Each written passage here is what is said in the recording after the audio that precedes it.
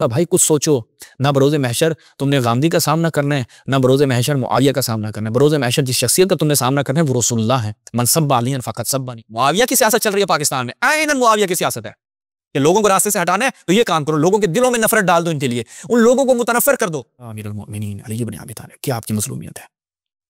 کہ آپ کے لیے آپ کی زندگی میں آپ پہ سب و شتم کیا جاتا رہا، اس کے بعد بھی سب و شتم کیا جاتا رہا، آپ کو برا بلا کہا جاتا رہا، اور دلیل کیا دی گئی کہ بھائی نہ کرو علی پر سب و شتم، علی دنیا سے جا چکے. بسم اللہ الرحمن الرحیم. تمام ناظرین کی خدمت میں السلام علیکم ورحمۃ اللہ. ناظرین، ابھی ایک کلپ جو ہے وہ وائرل ہوا تو ہم نے کہا کہ اس کے اوپر چونکہ ہم غامدی صاحب کے نظریات کے اوپر پہلے بھی کلام کر چکے ہیں، اور ایک جملہ اگر آپ ناظرین کو یاد ہو اور آپ نے ہماری غامدی صاحب کی جو سیریز ہے وہ دیکھی ہو تو اس میں ہم نے کہا تھا کہ یہ ہلکی آنچ پہ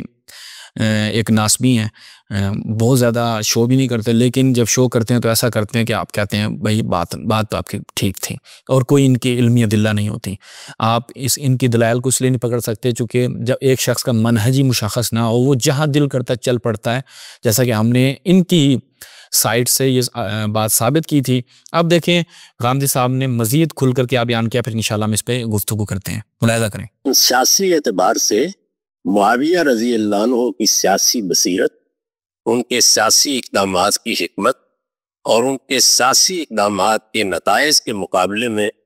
بہت معذرت کے ساتھ سیدنا علی کی کوئی حیثیت نہیں. معاویہ کی سیاسی بصیرت، معاویہ کے سیاسی اقدامات کے نتائج، اس کے سامنے امیر المؤمنین کی کوئی حیثیت نہیں ہے. تو غامدی صاحب بالکل آپ نے جو بات کی ہے کہ معاویہ کی سیاست کے مقابلے میں امیر المؤمنین کی سیاست کی کوئی حیثیت نہیں، کیونکہ امیر المؤمنین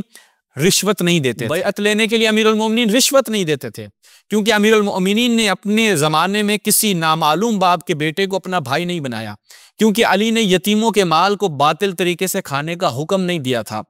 کیونکہ اس وجہ سے معاویہ کی سیاست بہتر تھی آپ کے نزدیک کہ حجر بن عدی جیسے کسی صحابی کو علی نے قتل نہیں کیا تھا، کسی یزید جیسے فاسق و فاجر کو امت کے اوپر مسلط نہیں کیا تھا. اس لیے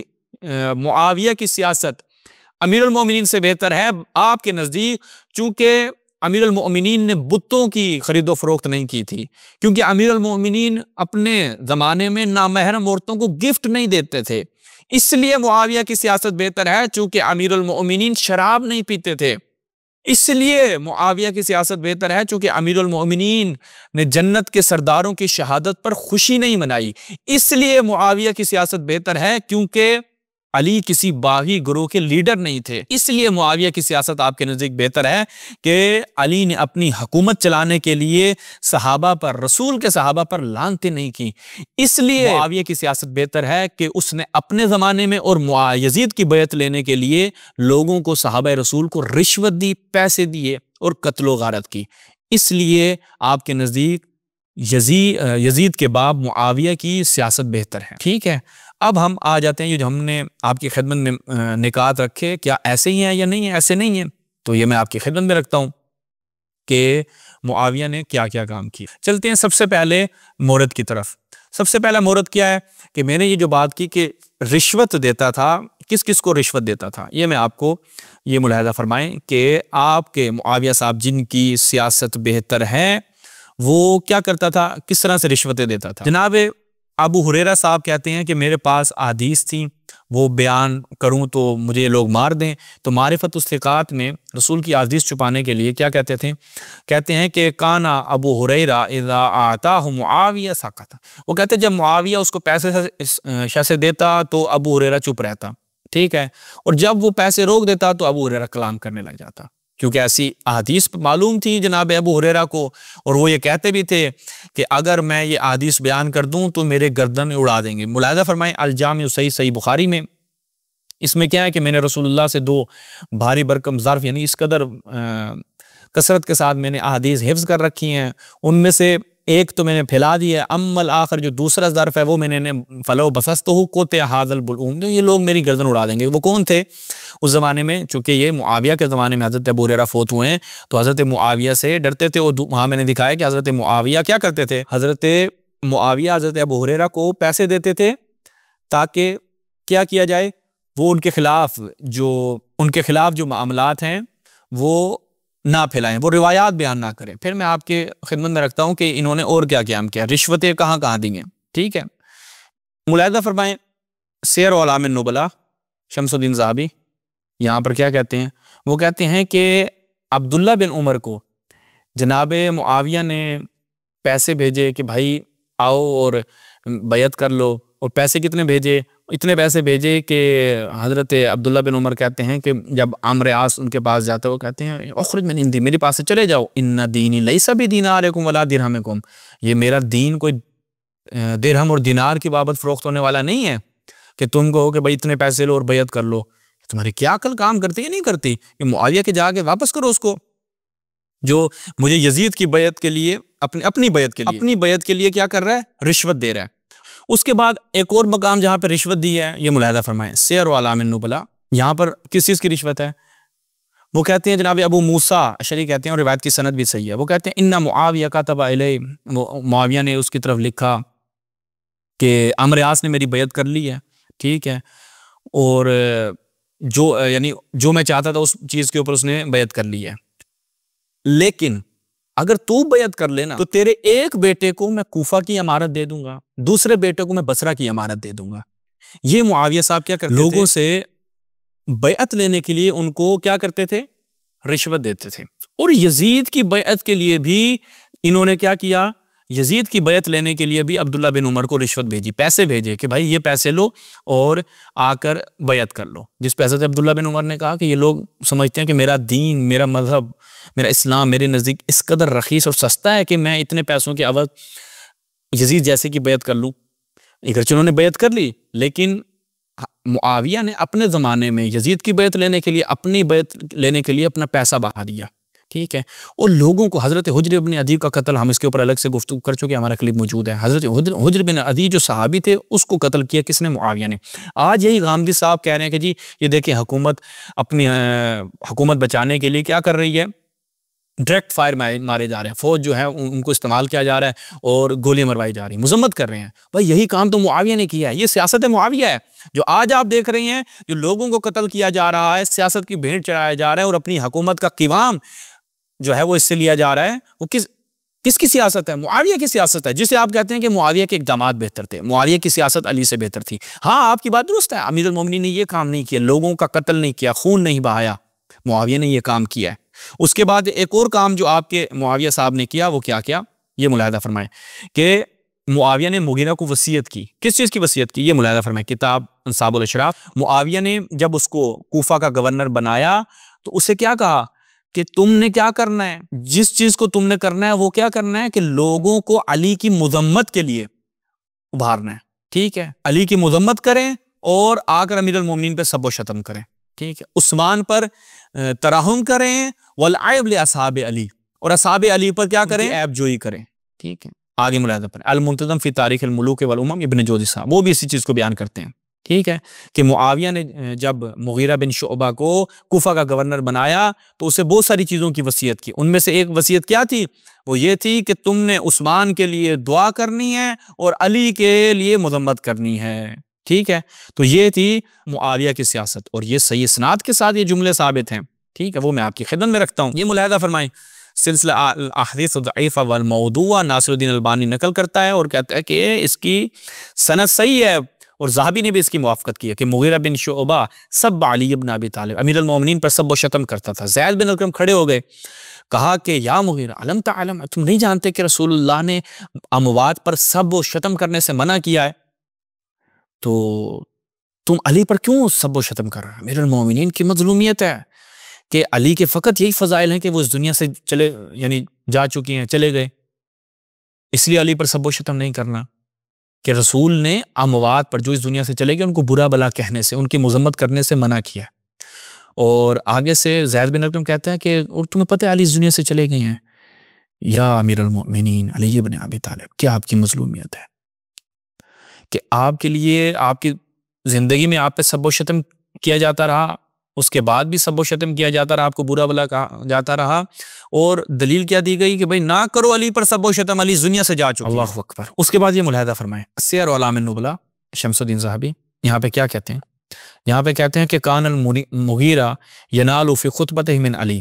مغیرہ جو ہے وہ اپنے خطبات میں امیر المؤمنین کو برا بلا کہتا تھا، وَأَقَامَ،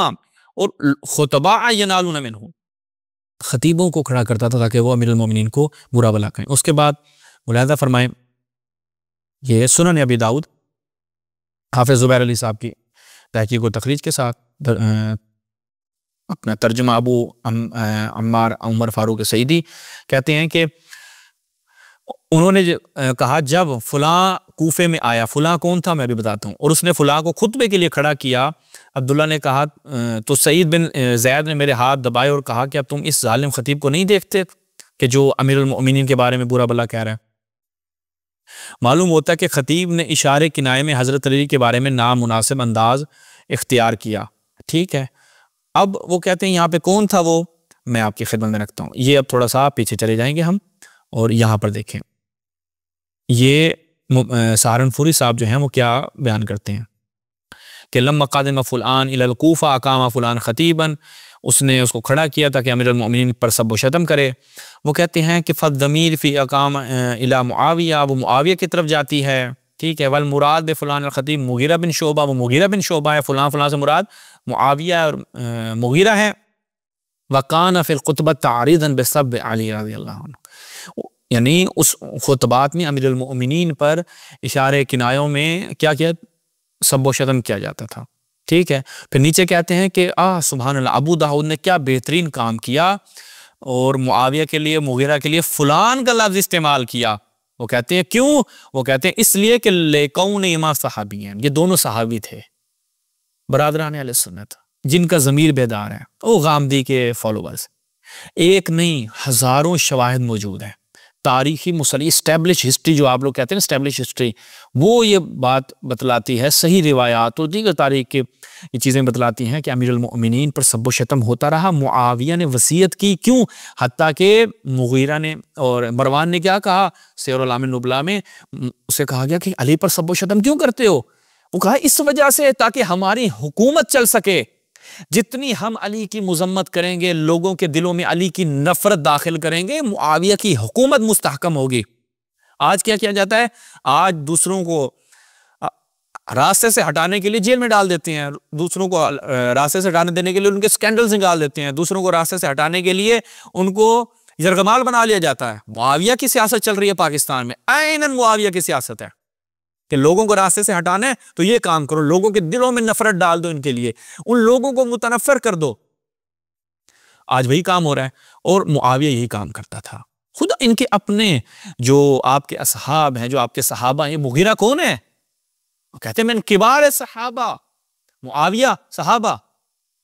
اب بھائی مجھے یہ بتاؤ کہ تم یہ کہہ رہے ہو کہ اس طرح کے مقامات پر چھپا لینا چاہیے، چونکہ یہ دونوں صحابی ہیں اس لیے ابو داؤد نے فلاں فلاں کا لفظ استعمال کیا۔ علی صحابی نہیں ہے، یہ علی کی مظلومیت ہے۔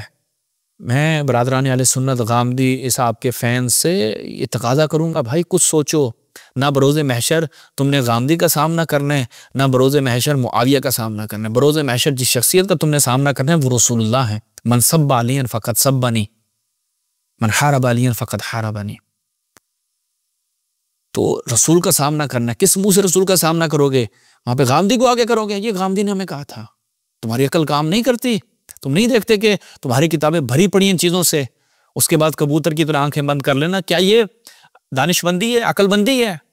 تو واقعاً جو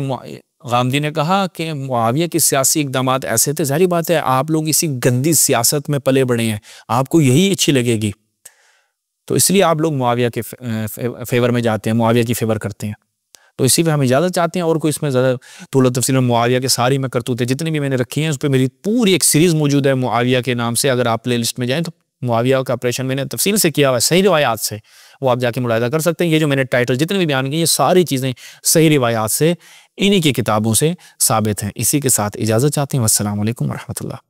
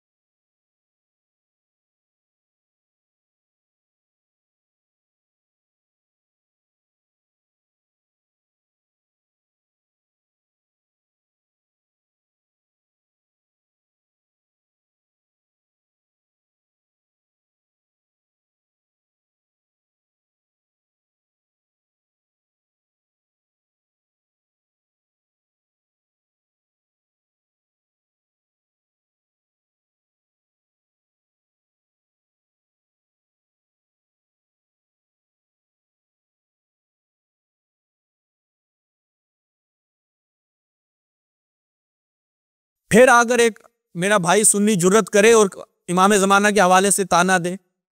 اسے پتہ چلے یہ تانا سب سے پہلے کہاں جا رہا ہے، نبی ہیں ان کے بارے میں آپ یہ سوال اٹھائیں